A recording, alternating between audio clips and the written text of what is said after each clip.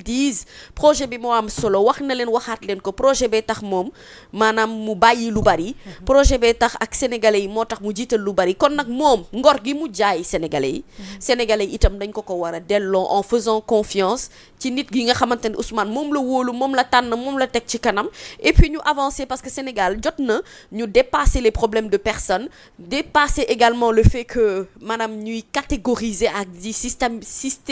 dimbali ma di maanaam jël benn nit di mettre dans une catégorie mon Dieu wala c'est compliqué dans une catégorie voilà di la teg benn côté loolu la ñu war a dépasser ci réew mi di valoriser jikko ju baax di valoriser njëriñ xam-xam parce que loolu mooy yorum réew waaye vraiment léeg-léeg ñu accentué wu ci loo xamante ne jàpp naa ne amalul njëriñ trop Sénégal. D'accord, c'est important. Alors Ouleymane sa gis-gis par rapport ak lépp lu nga xam tout à l'heure wax nañ ko ci boobule ndaje ci ponk yi nga xamante ne Ousmane Sonko wax na ko nag ñëwaat na également ci condition yi mu nekkee woon foofee ca Cap Manuel wax na sax ba ni daal ca néeg ba mu nekkoon moom daanaka plus de 350 mètres carrés suma jumul loolu la wax. nekk ngan di saal ak ëtt bu yaatu. waaw fi nekkoon Hissène Habré fa mu newoon fa la newoon. ni amoon na ab clim. amoon na comme pour dire que ni moom il était bien à l'aise là-bas. Alors man je vais pas revenir dans la forme peut-être dans le fond comme Mamy moom elle a tout dit c'est difficile de débattre avec elle parce qu'elle est tellement pertinente et elle laisse rien man d'abord ci discours bi nga xam ne Ousmane def na ko ñeenti ponk laa ci noté d'abord pour bu njëkk ba mooy li ñu ko doon tuumal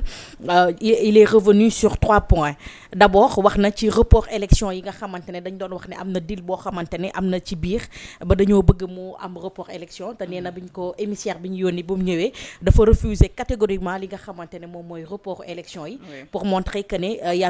a pas un protocole de Cap Manuel comme ni ko nu mu tuddati ñu bëri doon sous-entendre mu ñëwaat ci loi amnistie bi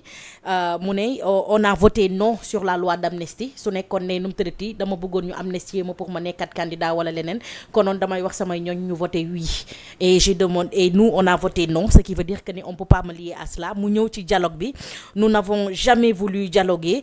pistolet sur la tête et aujourd'hui on a encore refusé de dialoguer alors aujourd'hui mënuñu ko teg seen il y a un protocole wala benn décision boo xamante ne dox na moom diggante moom ak état bi ndax jaralu ko woon moom mooy premier point bi nga xamante ne noté naa ko ci nu mu tërati ci discours am Fatou ki nu mu tërati Penda ma bëggoon taxaw foofu un tout petit peu parce que li nga xamante ne dañ doon ne nu mu tërati dafa am dialogue bu xew ci diggante Ousmane Sonko ak ki nga xamante ne moom mooy Macky Sall man sax benn instant maa ngi naan sama xel mu ngi ci doon tey parce que Ousmane mu ngi doon wax ne bañu ma dialoguer kuy dialoguer ak man ba pare jël pistolet teg ko sama bopp laay bañ bu nekkee dafa bëgg ñu dialoguer na libérer samay ñooñ yëpp boobaa toog waxtaan dina mën a yomb. dama gisoon vague de libération à un moment donné je me suis dit est-ce qu'il n'y a pas dialogue entre Ousmane et ki nga xamante ne moom mooy Macky Sall parce que à un moment donné Ousmane Sonko dañ ko yóbbu woon fële nga xamante ne moom mooy Sébikotane te pourtant biñ koy génne Sébikotane di ko indi Cap Manuel kenn wax amul benn lu ñu signé wala lu ñu teg ci loxoy nit mu nekk administration bi wala ñun wala ñeneen hôpital laal la jógee ñu daat koy transféré yóbbu ko nu fi nga xamante ne moom mooy Cap Manuel à la base moom ci mandat de dépôt ñu ngi ca bindu woon fële nga xamante ne moom mooy Sébikotane te ñëpp xam nañ ne Cap Manuel fa nga xamante ne comme ni mu ko waxee Hissène Habré foofu la nekkoon ngan di salle bu rëy la nga xam ne mën nga fa recevoir say nit nga am sa néeg bu yaatu chauffeur am di dugg ak génn nu mu ko neexee mu am fa ëtt bu yaatu boo xam ne mun na faa doxantu wala mun na fa def maraîchage am wala leneen ak leneen kon ce qui veut dire que ne nu mu tuddati aisance bi ñu ko joxoon je me suis dit peut-être y a eu dialogue. te bëri nga ci morom. voilà bi mu waxee loolu et buñ fàttali ko ne nit ñi sànni nañ fa ay trac ndax tey bi nga xamante ne vague d'arrestation yi commencé na ki nga xam ne mooy Khalifa Sall génn na fi ne nit ñi lan lañ nekk di waxtaan ci suuf. ba vague de libération yi nekk di am nañ ñu ko wax et je pense que ne tey bi mu ci génnee tontu na ci te loolu mu nekk point boo xamante ne man franchement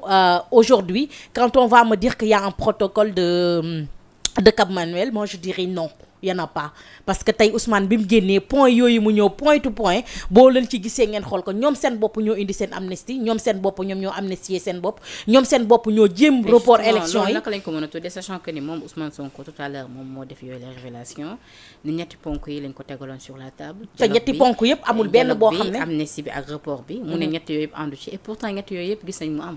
mais ñetti yooyu yëpp dafa arrangé ki nga xam ne moom moo fi nekk seen bopp lañ ko tegal ce qui veut dire tey damay dem ma bëgg laa diri yóbbaale la moo tax Ousmane Sonko c'est un grand politicien je vais te dire quelque chose je te dire que Ousmane ça l'arrange c'est pour ça que je te dis c'est un bon politicien quand on dit que Ousmane n'est pas un politicien mais c'est un très bon politicien aujourd'hui il sait nettement que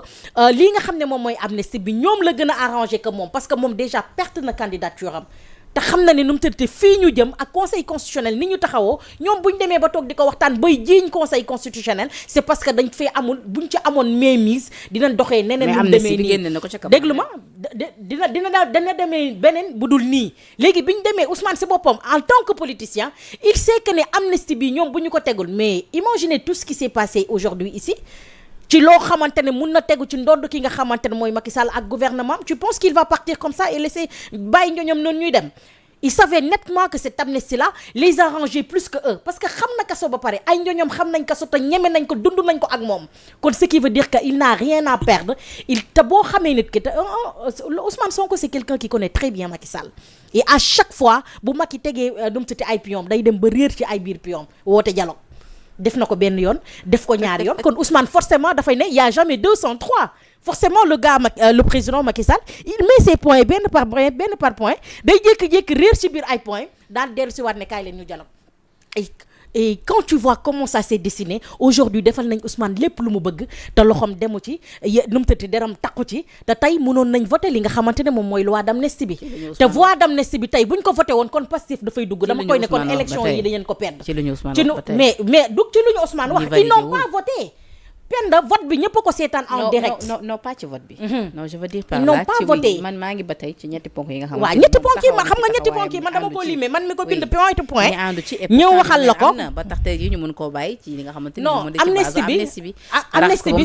lan lañu amnistier c'est qu'il l'a dit et moi je l'ai dit la fois passée j'ai dit Ousmane Sonko ak ay ñoom n'ont pas besoin d'amnistie vous trouvez que ñii dañ leen a numtërti tooñ vous trouvez que da ngeen bëgg a indi benn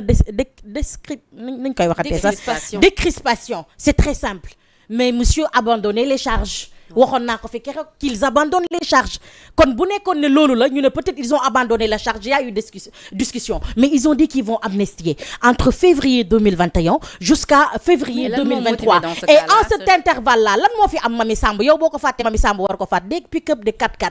yoo xamante ne ay nit ñoo ci nekk wàcc ak seen i gourdin ak seen i pistolet fan la pick-up yi gaari woon fan lañ duggoon ci ban kër ñooñu tey fan la ñuy dem di dajaloo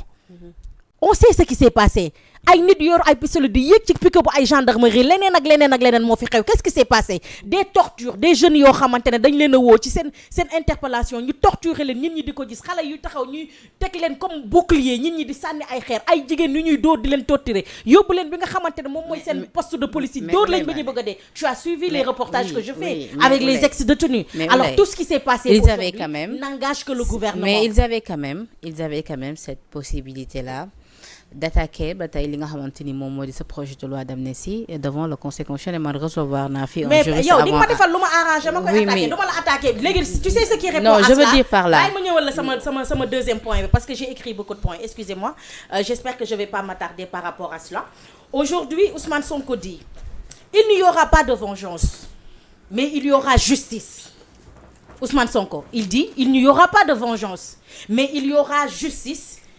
signé par il y aura justice par rapport à ce que nu mu tërati lii nga xamante ne nu mu tërati moom moo fi xew. quand on parle de justice. déglu ma déedéet du ma la déglu foog nga ma bàyyi ma non déedéet xam nga lu tax nag. il n'y aura pas de vengeance mais il y aura justice ce qui veut dire il est prêt aujourd'hui dossier yi nga xamante ne yëpp amnistie bi effacé na ko il est prêt à ramener ces dossiers là et qu'on va les juger. d'accord ba fi ma xam ne doonee benn. d'accord alors ce qui veut dire que. point boobu ngay ñëw noonu c'est important. d'accord dinañ ci ñëw. mais dama la laaj ab laaj bu am solo c'est important nga tontu ci ñu mën a jàll ci beneen donc dama ni Penda mooy ban laaj su fekkee ni d'accord que ni Ousmane Sonko les députés de PASTEF et ñoom ñëpp ils ont toujours soutenu qu'ils étaient contre li nga xamante ni moom mooy ce projet de loi d'amnistie et qu'ils étaient pas demandeurs d'accord nous sommes d'accord si point boobu Ousmane tey ñëw confirmer ko mais quand même lu ñu mënta comprendre mooy ils avaient toujours cette possibilité là d'attaquer cette décision vu que ni ñoom ils étaient contre et que ñoom yàgg nañu wax ni ils sont contre. cette décision m'arrange tu penses que je vais l'attaquer si j'ai la possibilité après les élections de revenir là-dessus kon pourquoi mënuñ ci woon ànd tout court lu tax ñëpp xam nga tey am na ñoo xamante ne voté nañ non te du waa Pastef kese ñoo waa taxaw voté nañ non est-ce que attaqué nañ dossier bi waa taxaw Sénégal attaqué wuñu ko te pourtant voté nañ non tey waa PUR voté wuñu non voté nañ non mais attaqué wuñu li nga xamante ne moom mooy nu mu tëddee recours bi pourquoi nga gis ne waa taxaw attaqué wuñu ko waa diw attaqué lu tax waa Pastef attaqué wuñu ko parce que ñoom lañ ce ci qui est limoon seen important leader aujourd'hui tu vas me laisser finir ñoom lañ ci limoon ce qui seen est leader important non ce qui ñu est gisoon ci important également aujourd'hui, seen Penda, libération leader ñu Penda, yàgg wax ni donte ni yëf yi Penda, mun na dem ba ñu bàyyi ci leader ils étaient contre donc ils avaient Penda, cette possibilité là ce qui est important aujourd'hui oui. c'est de savoir que lu loxo def loxo mën na koo dindi loi boo xamante ne d'amnistie dañ ko voté yéen buñ ko loi boobu mën nañ demaat voté waat ko ci assemblée nationale génne amnistie boobu ce qui est important c'est ce que aujourd'hui Ousmane Sonko a dit et il a été très clair il y aura pas de vengeance et nokk gënal nañu parce qu'on ne veut pas de vengeance on veut passer à autre chose mais il y aura justice mais oui. et quand on parle oui. il y aura justice nee na il n'y aura pas d'impunité mais kii kañ la may bàyyi ma yeggal non bàyyi ma tëral mais dama lay jàppale mais quand je te dis il y aura justice c'est parce que forcément il y aura d'impunité quand il y a justice c'est forcément que ne ces dossiers de torture là ces dossiers yi nga xamante ne seen mbokk yi dañoo dee te kenn fay la ko mu ngi wax ne ñooñu mbokk xam leen ne il y aura justice alors forcément ces dossiers là on va aller encore les remettre sur la table ce qui veut dire aujourd'hui ñoom ça les arrange aujourd'hui de sortir ndax bu ñu génnee Penda xam nga ne fam kon tol campagne amatul Penda campagne amatul ndax kuy campagne yàlla boo dajeek Ousmane Sonko ci mbedd mais justice boobu ndax damay ragal ne sa oto bi dañ koy teggi teg ko ne la ndax man ñi ma gis démb duñu ay militant ay Baye Fall lañ ak ay kii dañuy teggi oto bi teg ko ne le yàlla seen yoon man maa ngi ñaanal ñi nga xamante ne mooy ñeneen ñi ñoom déjteeg ñooñu ñoom taxawoog ñooñu yàlla buñ dajeeg caravane mais justice Ousmane boobu muy Sonko wax am na Diomaye nekk ci am na ca ñam nar a daal vengeance lañ koy tuddee su boobaa vengeance lañ koy tuddee si waaw dama ni justice boobu bu nekkee justice non Penda franchement tu peux pas dire que ne tey rendre justice c'est se venger non waxuma la loolu rendre justice c'est pas se venger non waxuma la loolu non waxuma la loolu dama ni la déglu ma fii dama ni justice boobu ñuy wax Ousmane Sonko ni mënuñu ko tuddee vengeance mais quand même am na acte yu nga xamante ni ça ne restera pas waxul mënuñu ko tuddee vengeance ne lui fait pas dire ce qu'il n'a pas dit il a dit il n'y aura pas de vengeance man maa la tënkal waxuma la ba tey moom moo ko wax il n'y aura pas de vengeance mais rassurez-vous qu'il y aura justice d'accord soo bëggee ma ñëwaatal la textuellement ca la mu wax ñun ñëpp ko dégloondoo du dëgg dama am jot comme yow dama la koy liiral maa la gën a sadik sa sadigoo sax mais Penda mais nu mu tuddati mami pourquoi Penda yow booy argumenté nee na bàyyi ngay argumenté non Ousmane Sonko dani loolu dañ cee war a waa déglu ndax Penda du ma bàyyi ma wax du ma bàyyi ma daana c'est que Penda da ngay bàyyi Ouleymaane mu wax nag dama lay bamtuwaatal li Sonko wax dani waaw il n'y aura pas de vengeance mais il y aura la justice on a un grand chantier devant nous donc on n'a pas le temps de faire une chasse à la sorcière mais que cela soit clair il n'y aura pas d'impunité xam nga lii la wax kon xam nga la mu wax déglu nga ko man déglu naa ko man mani la oui man ma laaj la mais dama la laaj ci wàll boobu dafa leer dama la wax ni la am na su boobaa nañuy punir ñenn ñi mënees nañu koo jàppee ab vengeance ca ñenn ña nga xamante ni ca la yet ba nar a dal mais yow nit ku jàpp sa doom ci kanamu ñëpp caméra yi di feeñ mu teg pistolet ba nga xam ne ñëpp a ngi koy gis mu ne tell bal kooku ñu ne nu mu tëti nañ ko bàyyi nga ne déet nañ dem justice ñu dem fa mbaxane doonee benn les situations sont nu mu tëti situées nga ne non c'est vengeance c'est pas justice Penda y a vengeance et justice aujourd'hui Ousmane Sonko peut dire y aura pas vengeance parce que il ne va pas barricader ki nga xamante ne mooy Macky Sall peut-être il va pas l'interdire aujourd'hui mu bokkat mu nu mu tëti mu bokk ci yeneen élection yi di ñëw ndax mun na ko rendre éligible parce que Macky jeune la mun na ne waat da mun na bokkat ci yeneen élection il n'y aura pas vengeance parce que peut-être mun na bañ a jàpp ay njoñam di tëj gauche ak droite mais képp koo xamante ne jël nga xaalisu réew mi nga xam ne parce que là on parle de beaucoup de numtërati ay kii yoo xamante ne moom moo fi nekk Cour des comptes a ngi fi Prodac a ngi fi leneen ak leneen ay malversation askan wi la bu rombee loolu sur les manifestations ay bakkan ñoo fi rot on parle de plus de 80 morts kon loolu mënuñu koo bàyyi impuni ça n'a rien à voir aujourd'hui avec de la vengeance ça se fait entre parti et parti ça se fait entre personne et personne peut-être Ousmane Sonko et Macky Sall peut-être numtërati Pastef et APR on te parle pas de vengeance mais on te parle aujourd'hui de justice et beaucoup de Sénégalais aujourd'hui ont souffert kon mënuñu bàyyi loolu mu sedd Macky dama lay fàttali nga baal ma rek ma fàttali ko leen ko balaa nit ñi di leen fàtte moom mooy ñi nga xamante ne rek ñoom ñooy force spéciale boo ma ko mayee 2 secondes rek Penda lépp si nu mu tuddati si biir li ñuy wax nii la rek injustice bi nga xamante ne nit ñi ñu ngi koy dund Penda force spéciale ci la François Manka ba bokkoon te gis ngeen ne dafa décédé Amidia mère Amidia mu ngi ba léegi hôpital tëdd moom bàyyi nañ ko au fait mu def mais y a d'autres personnes qui restent Penda ñooñu depuis 2022 ñu ngi ci biir kaso bi juin 2022 je vais te dire ngir yàlla ak yonent bi rek ñu bañ leen a fàtte bokk ci ñi njëkk a libéré léegi nii ñu ngi may woo ne ma am na vague de libération boo xamante ne mu ngi am rëbës ñi nga xamante ne am nañ fa bokk rek mën nañ dem taxaw xool ba xam ci lañ bokk Pape Omar Seck Bouna Ba Madické Diop Abdou Aziz Niang Babacar Ndaw Abdoulaye Niang Assane Dramé Mor Gueye et Ibrahima Diédhiou ñii depuis juin 2022 ñu ngi ci biir kaso bi te bi ñu leen jàppee ils ont subi beaucoup de torture après ñooñu nga téye leen pendant plus de 2 ans seen mbokk yi tas ñii seen jabar yi baleen leneen ak leneen après on va dire que ne ñooñu bu ñu yóbbee ñee justice c'est de la vengeance c'est pas de la vengeance c'est de la justice et il a été bien clair de le dire parce que bu ko waxatoon peut-être man ma souligner kon y a eu protocole de Numtreti Cap Manuel et aujourd'hui d'après li ma noté ci discours Ousmane Sonko je peux me lever et dire que y a pas de protocole de Cap Manuel parce que cette amnistie bi ñu togg ba defar ko ba mu jekk ba foo ne na ndab li neex na xam naa ne bu ñëwee ba dugal justice loolu ñëpp li nga xamante ne amoon na fi ci lu bon et dum tuddati injustice bi dinañ ci ñëw penn côté boobu la laay waxee. d'accord beneen ponk je peux évoluer. oui beneen ponk bi nga xamante ni c'est gentil. beneen ponk argumenté ak yow tamit ñu bëgg a métti nag. beneen ponk bi nga man damaa woor dama essoufflé. d'accord voilà léegi ñu ñëwaat ci beneen ponk boo xamante ne. yow yaay dirigé wala maay dirigé. yéen ñaar ñii. waaw penn man sama temps de parole laa nekk. mais dama ne ponk yi ma noté. mais bàyyi ma laaj la. ci beneen ponk bi nga xamante mu yeggali ay ponkam nag daa noté woon ay ponk mu ngi woon ci ñetti ponk yi du ñetti ponk yi nga nekkoon. ñaar de laa fi wax. waaw def nga fi ñaar dese na benn ponk mais laisse le mais non attends xaaral je règle le problème Penda laisse les ponk de Oulay laisse le terminer le ponk termine le ponk non termine le ponk moom yow la bëgg yow lay wër termine le ponk ma terminer samay ponk. vas-y. émission bi moo dàq léegi Fatim kii Penda mu des beneen ponk bi Ousmane naan kuy Fatim Ousmane Sonko ñu naan xaw ma bind naa ne sax crash du feu bi muy wax ak le candidat Amadou Ba mu ni le plus grand danger qui guette le Sénégal s'appelle Amadou Ba waxuma la ci point yow bi ngay waxee parce que am na fu muy waxee déclaré ne aujourd'hui nommé Amadou Ba dafay mel ni nga ñëw jël benn militant boo xam ne bu français la nga teg mais kii foofu la jëm moom non benn dama foo ne fi muy waxee na mu foofu laa doon jëm benn la rek déedéet moom ci am la jëm noo dem ma ñëw naa ba pare ñëw nga voilà kon ponk yooyu laa lay wax mu nekk loo xamante ne Fatou Penda dama ko souligner et je sais pas je vais pas dire que ne je l'avais dit parce que j'ai l'habitude de le dire mais je l'ai dit parce que quand aujourd'hui un Amadou Ba il va en France aujourd'hui naan waa français yi ce sera une continuité tey lépp lu nga xam ne signé woon kenn nga ko ak Macky Sall rek man su ma ñëwee dinaa ko eggali mu nekk déjà moom dem na ba signé protocole am ñëw toog kon kooku bu fi toogee est-ce que dina fi toogal sénégalais réellement et il faut savoir que ne les sénégalais rupture lañ bëgg moo tax ñuy wax anti-système. On ne veut plus de la France. Quand on parle la France dégage, c'est pas on ne demande pas aux Français qui sont au Sénégal de dégager. Aujourd'hui, on veut que Numtritis français fa bi nga xamante ne moom la ñu imposer, on ne veut plus de cette français fa. C'est ça la ñuy wax rupture.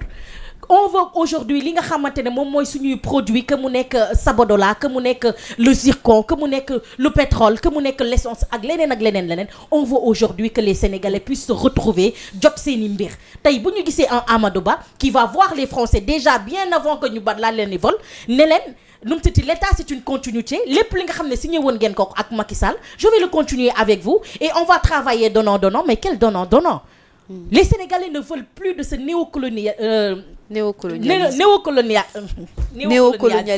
néocolonialisme. J'ai perdu le mot.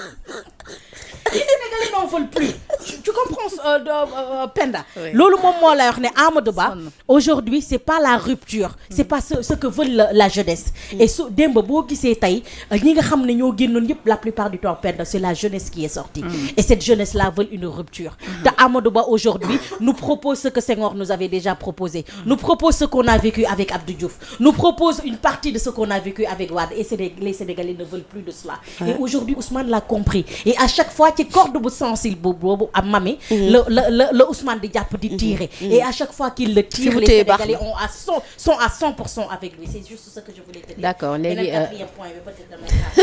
non da ngay ñëw rapidement fi nga taxaw noonu am na solo tu es sur la bonne voie concernant Amadou Ba ak it tey ni ñu gisee tey à notre grande surprise c'est-à-dire tey on s'attendait parce que Ousmane Sonko lim ñu baaxaloon chaque fois mooy bu ñëwee dana am tiré ci li nga xamante ni moom moo di le régime rawatina ki nga xamante ni moom moo di Macky Sall d'ailleurs sax am na même sama benn xarit bu ma naan Ousmane Sonko comme si moo ngénte Macky Sall tellement dafa mën a prononcer li nga xamante ni moom moo di turam mais tey dafa ñëw jaar feneen comme pour dire que ni la récréation est sifflée guerre bi entre moom ak Macky Sall jeex na fu mu nekk nii mu préciser sax que ni ba Macky Sall waxee ni nekkatul candidat ca la guerre bi jeex fu mu nekk nii yëf yi Amadou Ba la ñëwaat fi nga xamante ni wax nga ko mais fi mu taxaw dem ba def révélation comme pour joxañ baaraamu tuma Amadou Ba ci wàllum njuuj njaaj parce que dem na ba di ba ñu nekkee ca domaine yàgg naa bëgg jël dara moom mu ne ko teel sa loxo tegal li bu ko yóbbaale bu ko yóbbu teg ko fi moomoo ko teg ko fi li nga jiital teg ko fi moo li nga bokk nag teg ko fi moomoo ko bu ko yóbbu teg ko fi bu ko yóbbu teg ko fi li nga jiital mais Ousmane Sonko li mooy cas bi mais Ousmane Sonko man des fois moo dafay wax mu ni la gars mais mu ngi mel ni du diffamation moo tax nu mu tëti mu perte candidature am en fait le gars il sort le premier jour il nous sort un autre truc mais comme si pas lui mais ba pare avec beaucoup de classe comme pour dire que Ousmane, voilà à chaque fois bu doon wax 2 mots il te dit c'est Macky Sall à chaque fois 2 mots c'est Macky Sall aujourd'hui il montre à Macky Sall que ñoruloo ma man lan moo adversaire politique laa la jàppoon dem nga ba nekkatoo sama adversaire politique je te pose par là et je nu mu tëddee ma jàkkaarloo ki nga xamante ne mooy sama adversaire politique aujourd'hui il a montré que ne moom ak Macky Sall du question personnelle moo nekk seen diggante et les Sénégalais doivent le comprendre parce que tey bu dëkk kër yu bëri tas nañ ndax loolu bu ma déggee jigéen naan man toog naa 2 mois waxuma ak sama yaay ndax politique c'est autre chose aujourd'hui Ousmane Sonko a montré que c'est pas de la rancœur c'est pas la personne de Macky Sall qui l'intéresse mais c'est ce qu'il incarnait qui l'intéresse parce que dafa yoroon li nga xam ne mooy réewum Sénégal di ko salfaañe di ko numtati diriger nam ko neexee mu toog fi nag naan ko monsieur du nii ak nii ak nele la bi mu demee ba xam ne kooku léngay jeexal na ko keneen mooy adversaire am ca kooku la jubalul te tey loolu benn leçon de vie boo xamante ne la et ce qui montre encore que c'est le maître du jeu Ousmane Sonko c'est un bon politicien c'est un bon communicant franchement il communique très bien te kenn mënu koo numtati génne loolu franchement ce gars-là il est phénoménal. d'accord alors Mamy Samb même question ndax da nga jàpp ni quelque part ci waxtaan bi nga xamante ni am na ci digganteem ak Macky Sall moo xam ci way intermédiaire wala ndax ñoom ñaar dañoo toog ak lu mu ci mënti doon ndax jàpp nga ni kii di Ousmane Sonko daf ci am beneen lecture wala boog daf ci gën a découvrir dëgg kan mooy Macky Sall ba tax mu jàpp ni combat bi du woon moom ak moom peut-être combat bi c'est plus moom ak Amadou Ba.